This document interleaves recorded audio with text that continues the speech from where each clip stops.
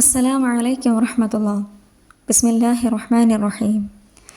ബദറിൽ പരസ്പരം ഏറ്റുമുട്ടിയ രണ്ട് കൂട്ടരിൽ നിങ്ങൾക്ക് പാഠമുണ്ട്. ഒരു വിഭാഗം ദൈവമാർഗത്തിൽ പോരാടുകയായിരുന്നു, മറ്റേത് നിഷേധിക്കൂട്ടമായിരുന്നു. സത്യനിഷേധികളുടെ ദൃഷ്ടിയിൽ സത്യവിശ്വാസികൾ തങ്ങളുടെ ഇരട്ടിയുള്ളതായാണ് തോന്നിയത്. അള്ളാഹു അവൻ ഇച്ഛിക്കുന്നവരെ തൻ്റെ സഹായത്താൽ ശക്തരാക്കുന്നു.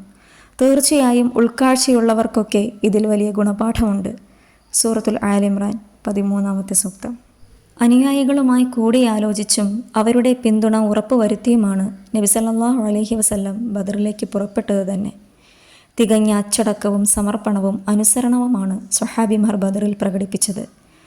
മൂസാ നബി അലൈഹിസ്സലാമയുടെ അനുയായികൾ പറഞ്ഞതുപോലെ, നീയും നിന്റെ റബ്ബും പോയി യുദ്ധം ചെയ്തോളൂ, ഞങ്ങളിവിടെ ഇരിക്കുകയാണ് എന്ന് ഞങ്ങൾ ഒരിക്കലും പറയില്ലെന്ന് പ്രഖ്യാപിച്ച മിഖ്ദാദ് ഇബ്നു അംർ റളിയല്ലാഹു അൻഹുവും നബി സല്ലല്ലാഹു അലൈഹി വസല്ലം കൽപ്പിച്ചാൽ കടൽ താണ്ടി കടക്കാനും ഞങ്ങൾ തയ്യാറാണെന്ന് പറഞ്ഞ സഅദ് ഇബ്നു മുആദ് റളിയല്ലാഹു അൻഹുവും മുഴുവൻ സ്വഹാബിമാരുടെയും മനോവികാരമാണ് അതിലൂടെ വെളിപ്പെടുത്തിയത്.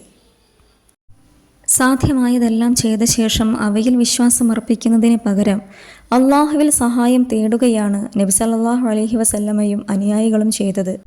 അംഗബലമോ സായുധശേഷിയോ അല്ല, അള്ളാഹുവിൻ്റെ സഹായമാണ് വിജയത്തിൻ്റെ നിദാനമെന്ന സന്ദേശമാണ് അവർ അതിലൂടെ നൽകിയത്. റസൂൽ സല്ലല്ലാഹു അലൈഹി വസല്ലം അള്ളാഹുവിൻ്റെ മുൻപിൽ ഇരു കൈകളും ഉയർത്തി ദീർഘമായി പ്രാർത്ഥിച്ചുകൊണ്ടിരുന്നു. യുദ്ധത്തിൻ്റെ തലേ രാത്രിയിൽ ശത്രു സൈന്യം പാട്ടും കൂത്തും മദ്യപാനവുമായി ആഘോഷത്തിൽ ആറാടുമ്പോൾ വിശ്വാസികൾ നമസ്കാരത്തിലും പ്രാർത്ഥനയിലും ദൈവസ്മരണയിലും മുഴുകിയിരിക്കുകയായിരുന്നു. ശത്രുക്കളുടെ വൻ പടയ്ക്കു മുമ്പിലും വിശ്വാസത്തിൻ്റെ കരുത്തു കാരണം ആ ചെറു സംഘത്തിന് ആ രാത്രിയിൽ ശാന്തമായി ഉറങ്ങാനും സാധിച്ചു.